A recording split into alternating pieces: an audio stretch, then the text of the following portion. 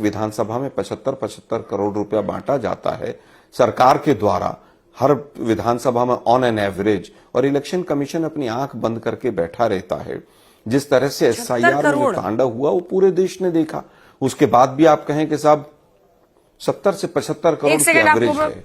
आप टोटल निकाल के देख लीजिए। नहीं मतलब मेरी तो कर्नाटक भी मैंने इलेक्शन कवर किया था, वो कह रहे थे कर्नाटक बहुत अमीर राज्य है, वहां पर भी इतना नहीं पैसा चलता है एक सीट के लिए, एक टिकट के लिए कितना चलता, तमिलनाडु में भी नहीं चलता है। विनोद जी 75 करोड़ एक सीट पर मतलब 75 करोड़ नहीं कर रहा मैं, जो महिलाओं को बटे हैं। अच्छा वो जी आप समझ नहीं पाई मैं क्या कह रहा हूँ। अच्छा सॉरी सर, नहीं कराली बेइज्जती। जब 75 करोड़ रुपया अकाउंट में इलेक्शन कमीशन भिजवा रहा है, बीजेपी भिजवा रही है, तो ये क्या प्लेन लेवल फील्ड है क्या? ये इलेक्शन कमीशन ऑफ इंडिया की सरकार बनी है, कहीं पर कोई चाणक्य पाणक्य नहीं है। यहां पर दिल्ली में बॉम्ब ब्लास्ट हो रहे हैं, 2 दिन लग रहे हैं चाणक्य को एक स्टेटमेंट देने में, और आपके रणनीतिकार और रात को ऐसा कर दिया और दिन को ऐसा कर दिया। ठीक है, आज आपका दिन है, कुछ भी कहिए, लेकिन भारतीय लोकतंत्र के लिए ये खतरे की आखिरी घंटी है। खैर, इलेक्शन कमीशन ऑफ इंडिया को बधाई हो। अगर इतना अच्छा बिहार में काम हो रहा था, इतना सब कुछ हो ही रहा था, तो 90% अगर स्ट्राइक रेट जा रहा है तो उसके ऊपर तो बिल्कुल आपने सही, अद्भुत है, अकल्पनीय है, अविश्वसनीय है, यही हमारी तरफ से भी है। आलोक शर्मा जी, फिर घूम फिर कर सवाल वहीं बार बार आता है, लेकिन नीतीश कुमार, बीजेपी, एलजेपी, चिराग पासवान, जीतन राम मांझी, उपेंद्र कुशवाहा, इन्होंने न सिर्फ एक सोशल अलायंस बनाया जबरदस्त, बल्कि उसके साथ साथ एकजुट होकर चुनाव लड़े। आपका लास्ट तक मामला सेट नहीं हो पा रहा था, गहलोत जी गए तब जाकर तो तेजस्वी के नाम का अनाउंसमेंट हुआ। आपको नहीं लगता है कि ये सब देरी और ये फ्रेंडली फाइट 10 सीटों पर सब बोलने के लिए अच्छा है, लेकिन जमीन पर मुश्किल रहा? देखिए, मुझे लगता है मांझी जी की भी स्टेटमेंट सबको याद है, और कुशवाहा जी की भी, कि all is not well in NDA, लेकिन वो सब डिस्कशन का आज विषय नहीं है कि किस तरह से क्या हुआ। अभी ये कहीं पर कोई विकास की बात नहीं कर रहा है। कोई कह रहा सब जंगल राज भारी पड़ गया। अगर जंगल राज भारी था तो 2015 में कैसे जीत गए? क्या आरजेडी साथ नहीं थी? क्या आरजेडी के साथ रहते नहीं हुआ? क्या आरजेडी की पिछली बार 80 के करीब सीटें नहीं आई?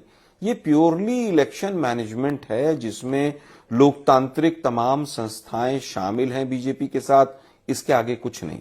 बेशर्मो शर्म करो, शर्म। जितनी भी हार मिले, कोई ना कोई आपको मिल ही जाता है जिस पर आप लोग ठीकरा फोड़ सकते हैं, तो वो आप जारी रखें, उसमें कोई दिक्कत नहीं है। सुबोध मेहता हमारे साथ जुड़ गए हैं।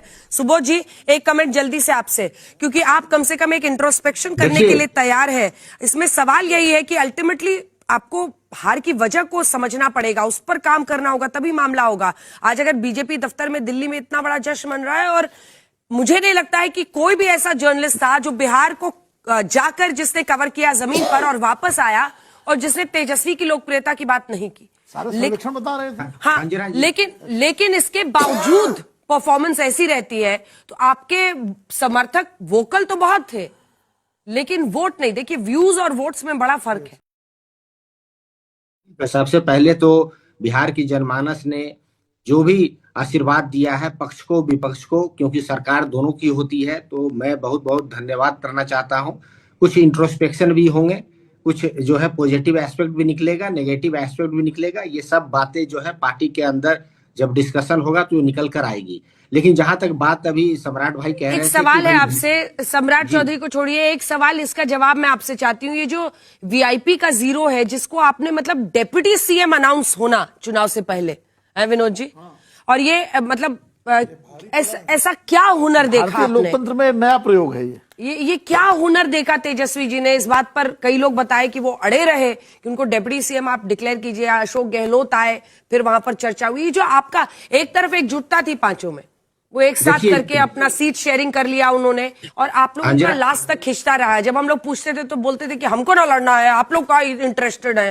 अरे भाई, नहीं इंटरेस्टेड है, बट परफॉर्मेंस तो विपक्ष का लोकतंत्र की चिंता है ना। उनके यहाँ सीएम भी डिक्लेयर देखिए अंजना जी नहीं, वो तो अशोक गहलोत जी आए जब इस बात पर माने, जब मुकेश सहनी का नाम अनाउंस हुआ, तब तेजस्वी जी का साथ में सीएम के लिए नाम अनाउंस। अंजना जी, उन्होंने सोचा होगा कि 37% हमारा आया हुआ है, 2% और जुड़ जाता है तो हम बेहतर पिछली बार से और एक टर्म आपने कॉइन किया था सुबोध जी, फ्रेंडली फाइट।